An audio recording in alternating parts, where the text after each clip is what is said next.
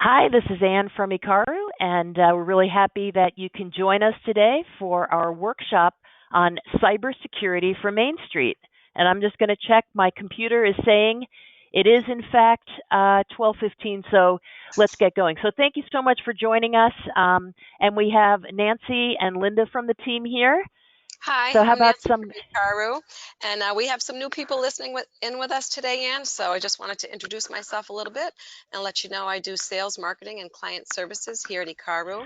My main goal is to help and grow the company, as well as keep all our clients and prospects happy. Awesome. And hi, I'm Linda Hansen, for those that don't know me already, Director of Operations here at Ikaru. And so I sort of keep the wheels on the bus. So I'm the one that a lot of people call if there's escalations or whatnot, but I'm in the day-to-day operations with the field and support teams, and trying to keep everything moving forward. Yeah, and the wheels on the bus while the bus is moving. So Yes, it's important to all keep right. the wheels on the bus while they're moving. All right, and I've got three monitors here, two different webcams. I think I'm looking at the right one, and since this one thing is blocking my screen, I'm going to move it. And yeah, let's dive in. So yeah, the topic is cybersecurity for Main Street. And whoops, and my slide doesn't want to turn. There it goes. So cybersecurity is in the news just about every single day. And about 2 years ago, there was a major disruption in the U.S. with the Colonial Pipeline. And that's the major pipeline that supplies fuel for the entire East Coast. And if you remember that, it was on national news every night. There were long gas lines reminiscent of the 70s energy crisis. And it was just a big, giant mess. And a lot of times when these headlines hit the news, people think like, oh, well, they're only cyber criminals are only after the biggest companies. So I'm a small business, an individual, I don't need to worry. Well, that's not true, and we're going to show you that. And also, people tend to believe that the attacks are targeted. So, and that's not the case. So, this, in one point, this was an inflection point where cybersecurity really became part of the national dialogue. So I think that's a good thing that people got really talking about this.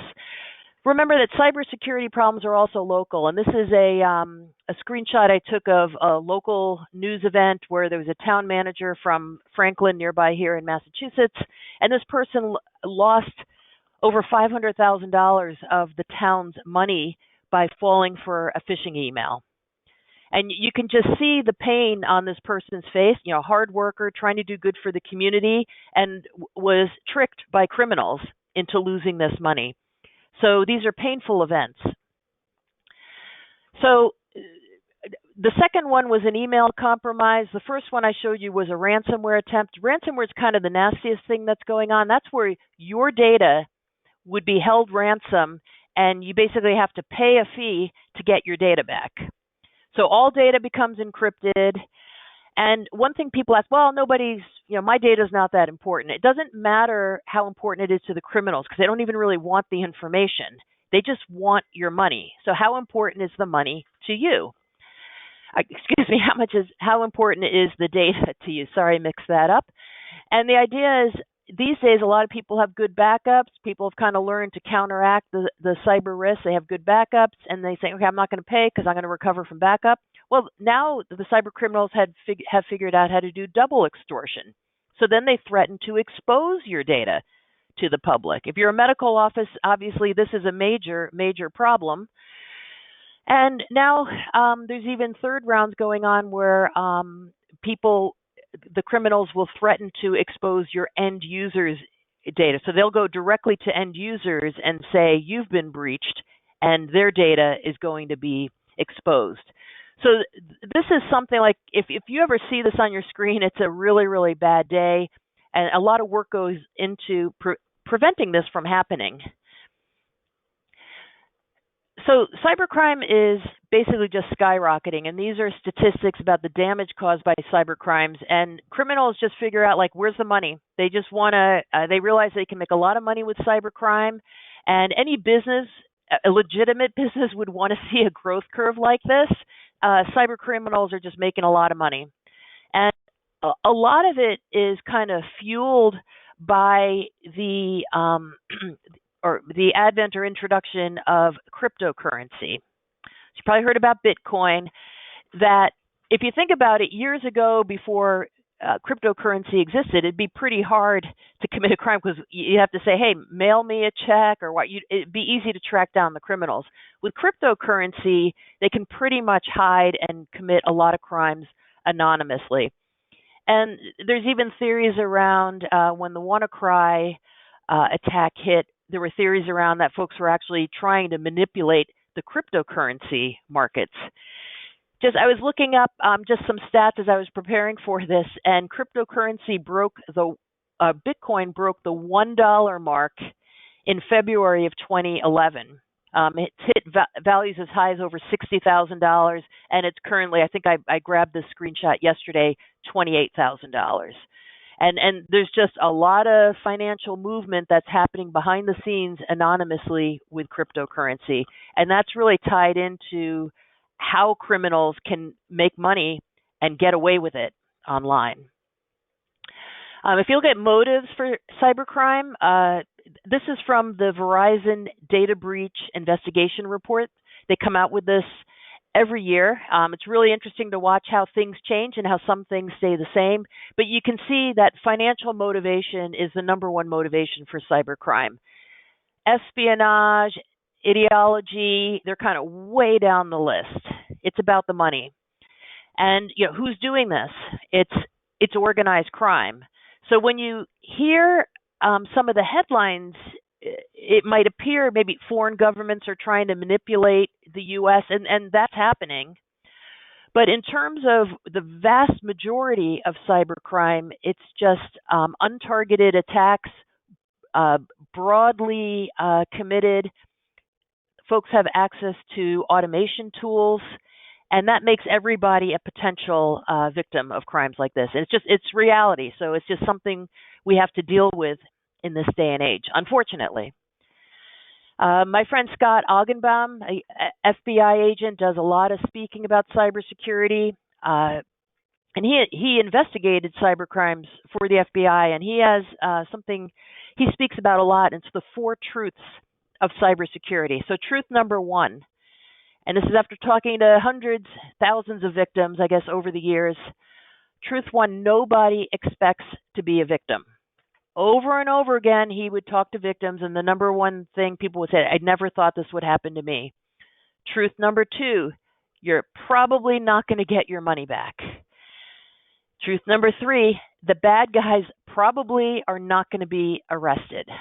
And truth number 4, a majority of cybercrime can be prevented. And that's what we want to focus on. It sounds like all gloom and doom, but rest assured there's a lot of smart and affordable things you can do to stay safe online. And one key thing is, there's a lot of talk in the government. Zero trust has been rolled out for all government agencies. There's regulation. There's a lot of different things going on. But big tech and government cannot fix this problem alone.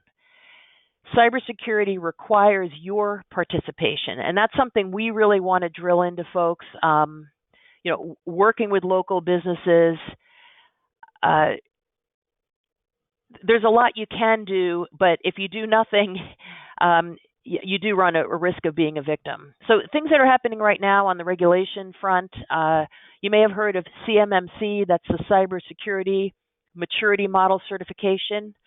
So any small business, but our audience is small business, anyone who does business in the defense industrial base or part of the defense supply chain will be subject to regulation. This is emerging right now. They're finalizing the rules. But basically, if you don't comply with those rules, you can self-attestate at the lowest level. At the highest levels, it will require a full audit. You cannot do business with the government. So this is something that people really need to be prepared for, make a decision, start planning early. Massachusetts is one of the first states to put in a cybersecurity law, and this actually went into effect March 1st of 2010. So that's been around a long time. You've probably heard about the WISP, and that's the Written Information Security Plan. That's been required in the state of Massachusetts for all these years.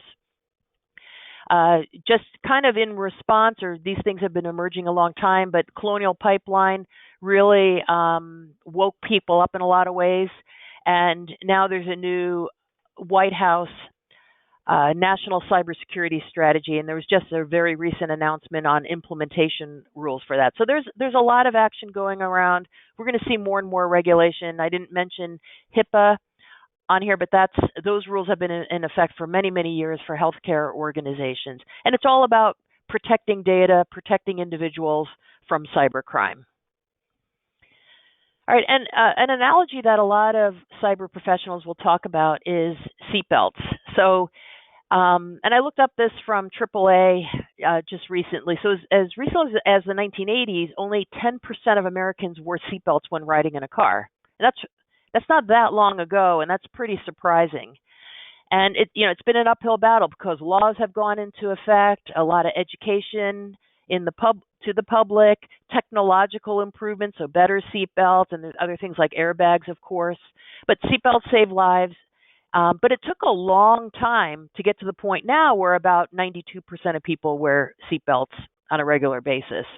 So change in behavior takes time. There's government regulations, there were technological advances, and there's behavior change in there. And this is very much like what's going on right now in cybersecurity.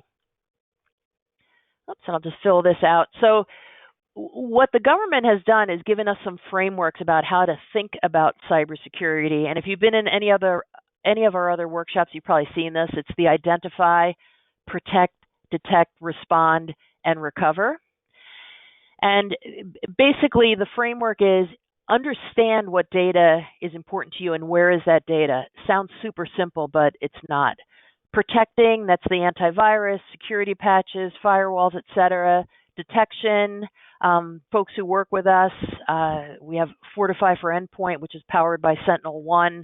There's more things you can do right now. Some folks who are under regulation or very concerned about security will move up a level and do log monitoring. Because if somebody is trying to get on your computer at 2 a.m., the only way to know is if you establish some monitoring to identify that or detect it. And then in response, what happens if somebody's trying to break into a network at 2 a.m.? What's the remediation? And then recovery. We're going to talk a little bit about backup today. But if you think about just kind of identify, protect, detect, respond, and recover, that kind of gives you the whole landscape of cybersecurity and the different things that you can do. And then, why I have my Main Street sign on my desk, and why were we talking about Main Street? So Main Street versus Wall Street, and that's what it's cybersecurity for Main Street. So I pulled this headline recently. So Citibank had $3 billion to spend on technology in the second quarter. A small business on Main Street does not have $3 billion to spend on tech. So we got to find other ways of staying safe online.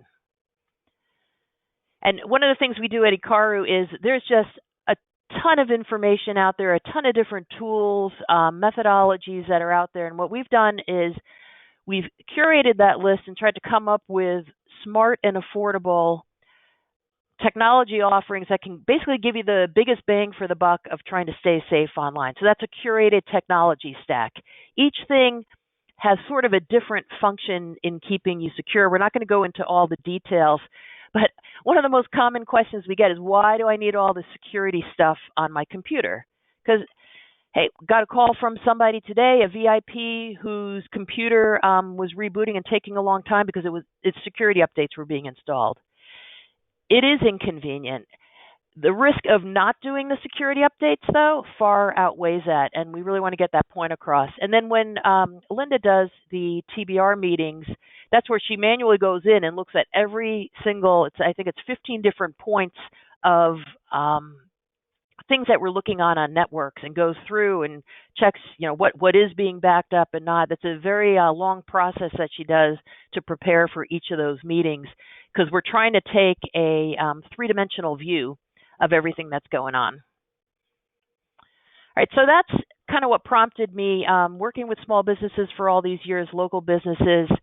I recently wrote a book, and I think some of you have read it, and definitely want to get the word out on this. But I put together a 21-day checklist, and it's kind of written as a sort of lighthearted. It's kind of modeled after an exercise and diet book. And the idea is you can read all about nutrition and exercise, but if you don't actually take action to make change, then nothing works. And I'm trying to do the same thing. That's why it's, the person's lifting weights on the cover. But it's CyberFit in 21 days.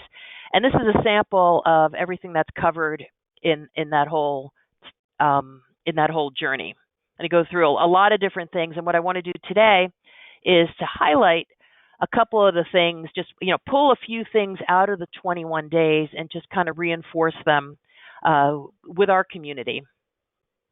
All right, so day one is keep your tech up to date. And the book is intended to be kind of a light read. Some folks have told me it's very easy to read for non-technical people. Some people have said, I got a little too nerdy on some terms, but the idea is to keep it simple, explain what's behind this. And so the one we're going to talk about right now is keeping your tech up to date. So that gets back to security updates. So old technology can't protect against new threats. So if you look at cybercrime as kind of a cat and mouse game, cyber criminals come up with a new trick, and then we come up with new defenses. And then they get a new trick, new defenses, and it keeps going like that. So if you're not constantly updating your systems, constantly adding new protections as times change, your old technology will not protect against the latest threats. And Patch Tuesday has been around for 20 years. So the second Tuesday of every month, Microsoft releases their security patches. And they've been doing it for 20 years. And the idea is vulnerabilities are found and then they're addressed. And it's not just Microsoft. So we get a lot of questions about this. Why is Microsoft so not secure? It's all your technology. It's the wireless access point that you have in your house. The U.S. Chamber of Commerce was hacked through a Nest thermostat not too long ago. So it's Google, Chrome updates, Apple patches. Microsoft is very transparent about what all the different patches do and what the vulnerabilities are, and that's a good thing. Some other companies aren't as transparent. You probably noticed more and more updates on your iPhones are necessary. That's because there's security risks there as well, and there have been 0 days on that. And 0 day is a brand new threat that was detected. So every virus that's ever appeared is still in circulation, but there's always new ones. So they never really go away. But as long as you're being patched, okay, well, you're patched against that one, you're patched against this one, you're patched. You keep that up to date as you go along. But it's not just Microsoft. All right, another really important tip, and the first few are in order. I'm not going to go through 21, so don't worry, is using strong passwords. And a strong password's a combination of letters, numbers, uppercase letters, symbols, lowercase letters. And the most popular passwords are password and 1, 2, 3, 4, 5, 6. So one of the interesting things that comes out of major data breaches is that passwords get released, because these credentials get released through no fault of your own. Yahoo has had 1 billion records breached. So everyone who's ever used Yahoo has had their information breached. So those passwords get exposed, and then people analyze them. And these are actually meant to go down to the top 20, but the word password is from this breach, and they vary a little bit, but 1, 2, 3, 4, 5, 6 password, guest, QWERTY, so that's just the keystrokes on the keyboard, 111, 111. You get the message here. So people, I don't think anybody out there hasn't heard that they should use strong passwords, right? But in practice, this is what people wind up doing. So this is reality. And if you see your passwords on this list, change them immediately. Now, how safe is your password? So if you're not using, one of those super common passwords, it's basically like not even having a password. If you use a very short password, Uh, Basically, the longer your password is and the more combinations of uppercase, lowercase, characters, and numbers that you use, the more permutations of the passwords of that password you have, and it's harder for an automated program to break it. It's called cracking a password.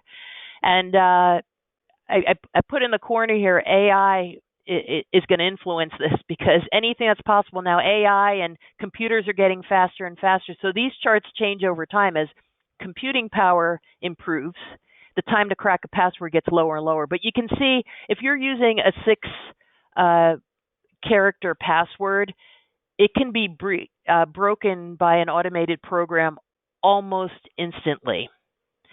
All right, so keep that in mind. The longer the password, the more symbols and numbers you use, the harder it is for an automated program to break it. And it's not somebody, kind of the myth is you got the person in the hoodie in the basement trying okay, so what's their dog's name? And things like that can happen as well, but they just use automated tools. Any computer that's found, through say a weak firewall, they get in on a network, they can break these passwords quickly. So that brings up the next point, using a password manager. And these are the things that I'd say are the most important things to do. So password managers it's a software platform that's designated to store and manage passwords securely. Now, people always ask us, well, wow, that's all eggs in one basket. Well, the password manager itself has to be protected. But the flip side of this is that people wind up using 1, 2, 3, 4, 5, 6 or password. And the average person needs 50 to 100 passwords. Okay, so if you think of 50 to 100 strong passwords, just looking at this list, I used my password generator to come up with just random 14-digit passwords because I wanted to be in that part of the chart that's hard to crack. Came up with a few of these.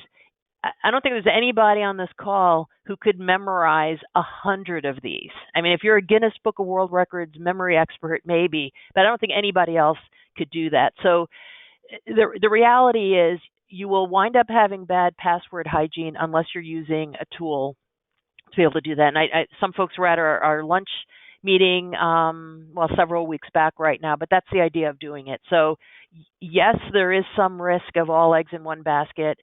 Your main vault password needs to be strong, and we're going to talk about multi-factor authentication.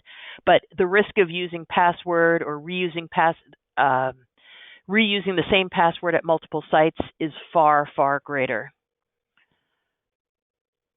All right, and then multi-factor authentication. So if you've got a super weak password, or that can be easily cracked, or through absolutely no fault of your own, say Citibank gets breached and all those passwords get exposed on the dark web, and you happen to use that password for every other thing you log into through a process called credential stuffing, criminals are just going to automatically use that password on everything else.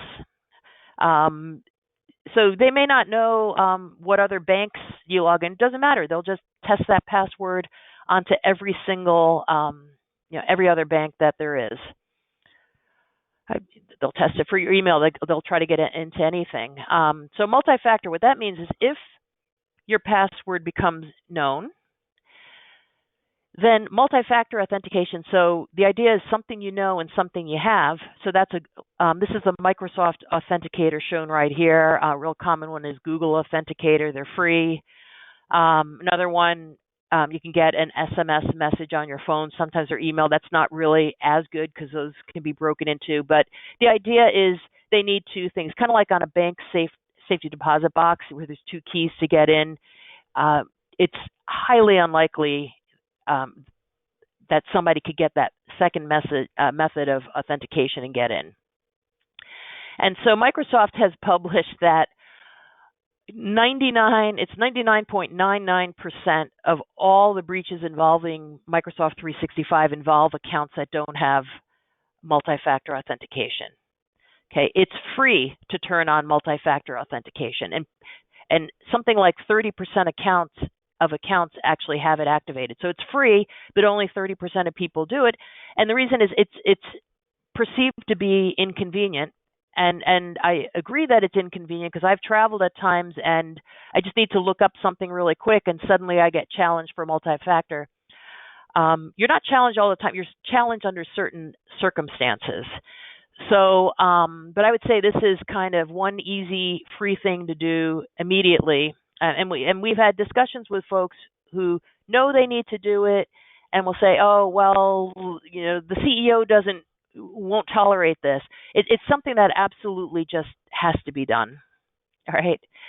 And then skipping ahead here again, we're going to touch on a couple of things in that we cover in the book. But phishing is basically when through an email, people try to trick you into doing something, like trick you into logging into an account or trick you into business email compromise, transferring money or transferring gift cards, etc. And it actually has been around. I looked up the little factoid. The phrase was coined over 25 years ago when hackers started stealing America Online accounts and passwords. And yeah, that was a long time ago, but none of this stuff is new, basically. All right, so in here, this is an example of a real common type of phishing email that's brand impersonation. So Microsoft, Apple, FedEx, UPS, the U.S. Post Office, American Express. These are really widely known, commonly used brands. So if hackers through automation can just blast out a million messages, maybe they send this to somebody who they don't use Office 365. It's not common in business, but you may recognize this, but they'll just blanket attack everybody, and somebody's going to click on that. And please verify your email account to enable better service communications and avoid mail delivery malfunction. So there's always a sense of urgency in these. The logo looks pretty good. There's ways you can look for little details on these and get into a lot more detail. We don't have time today, but think about how AI now is going to play into this. So folks can now write code. They can use ChatGPT, have no knowledge of coding, and they can actually develop threat exploits right through there. It's really easy to harvest information around, who's in the company. They can pull stuff from websites. It's basically scraping information. Other types of phishing examples, business email compromise. So that was the example in that first, one of the early slides I showed you of the town manager in the town of Franklin. That's where something is carefully crafted to look like it's the real thing and trick somebody into transferring money. And there's also extortion emails. They'll say, we're on your computer. I can prove it because here's your password. Again, they just pull it off of some, other one of the many, many accounts that have been breached out there online. So it looks kind of real, looks threatening. They'll just come up with lots of clever ideas to make money. So the more you know about the different types of threats, the better. Another really important topic, and looking at the time here, is cyber insurance. So we would advise every business to have cyber insurance, and not just a rider on your main business policy, but an actual separate cyber insurance policy. And if you're working with an insurance professional, ask them about this if you don't have it. We work with a team that will do a complimentary review of your insurance if you would like. But less than half of small businesses in the U.S. actually have cyber insurance right now. So I think in this day and age, it's just something that you need to get. And one really important thing to remember in this is that with risk, you can try to avoid the risk, shut off your computer, never use it again. You can reduce the risk, doing a lot of the things, that we recommend, the antivirus, Fortify for endpoint, the security incident. You could do a lot of things like that. You could say after a point, you know what? You're never going to be at 100% secure. It's not possible. And there's always going to be some risk left. And you can say, well, we accept that. Like, I know that cybercrime is rampant. This is how much we can afford to do, but we want everybody to make a really intelligent and informed decision on cyber risk. Because with cyber insurance, you can transfer some of the risk, but not all of the risk.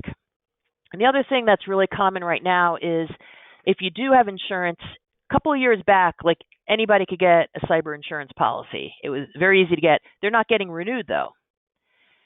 When you do go to renewal now, they're interrogating folks because the insurance people are smart people. A lot of they paid out way too many claims for folks who really weren't doing basic cybersecurity hygiene. So now I just did a couple of screenshots of different questions. They want to know who's your EDR provider? Do you enforce application whitelisting and blacklisting? That's a zero trust concept. They're going into real detail. Do you pre-screen emails for potentially malicious attacks? Are you training all your employees on phishing? So they want you to go through line item by line item. This could be 5 pages long, and they're looking. If you're not compliant on these, you're not going to get the insurance, or you're going to pay an exorbitantly high rate. And if you have insurance and you're up for renewal soon, it's good to kind of pay attention to this to figure out, maybe talk to your insurance professional about where you stand and what the new what the new goalposts are going to be for you. It's very, very detailed. And just another sample. This is a multi-factor authentication attestation page.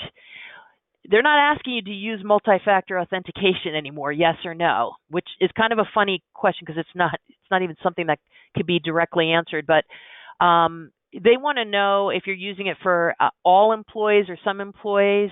If you access email through a website, by the way, anybody with Microsoft 365, you can access that online. You got to have multi-factor on that. You will not be insured if you're not answering yes to all this. Now, in some cases, you may have to notate it's not technically feasible. Our main firewall in the office, of course, is MFA'd, but there could be a little 5-port switch for a little device in an office where that piece of technology just doesn't have the capability. But they're getting more and more detailed in the requirements that they're looking for. And again, making that informed decision. It may be a perfectly fine business decision to say, wow, I'm being asked to pay a $10,000 premium. I'm going to take my chances. I don't recommend that, but understand exactly what the pros and cons are. Make a very informed decision and really have an in-depth conversation with your insurance professional about this. All right, backups.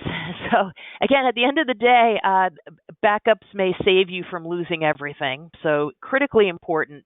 And you want to have a copy of your data that's away from your main data. And there's lots of different levels of how you can do that. But so on World Backup Day, one of their stats is 21% of people have never backed up their data.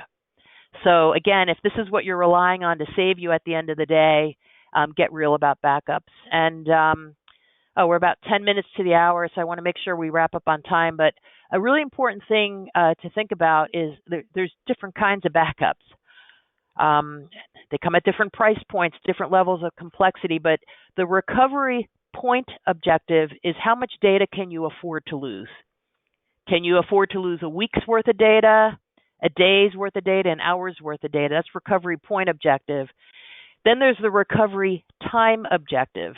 So if you have a real cheap online backup, you'll get your data back, but it would take weeks because it's got to get downloaded and it's throttled and all that. So you really got to understand those two things. Again, and you might say, okay, well, given the cost benefit balance, if disaster strikes, I'm okay with waiting 2 weeks. But what's terrible is to think you can get your data back instantly and you can't.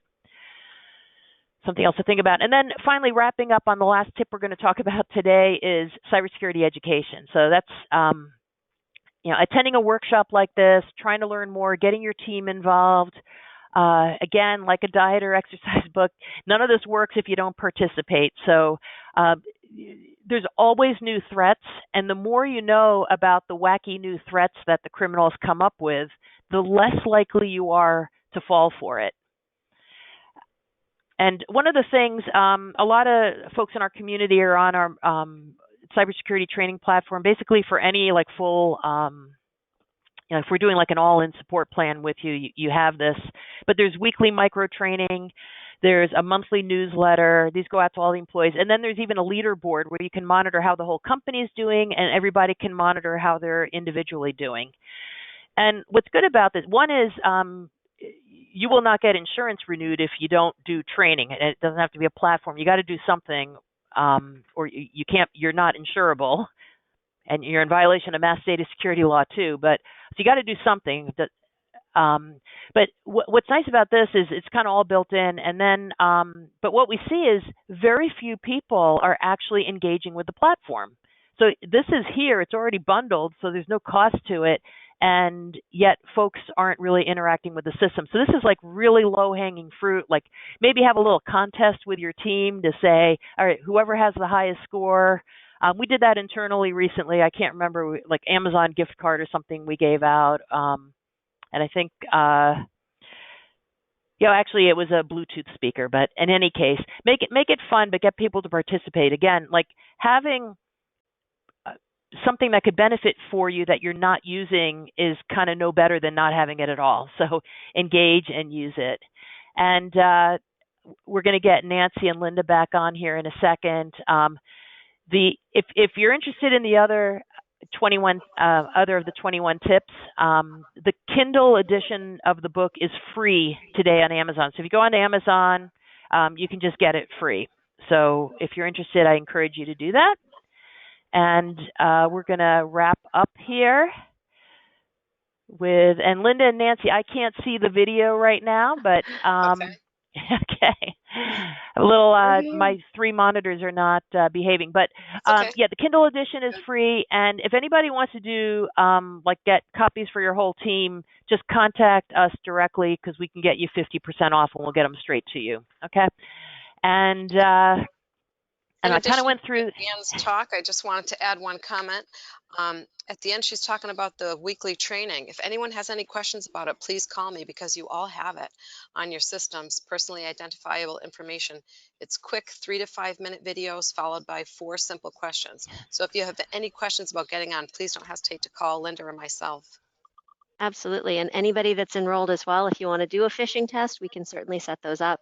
They're kind of interesting to see who might fall for one because they're getting slick. They're pretty good. You know, the bad guys out there are getting smarter and smarter every day. And really are. So doing phishing tests at least comes up with this is just a test rather than actually falling for one. So it can be really, really educational.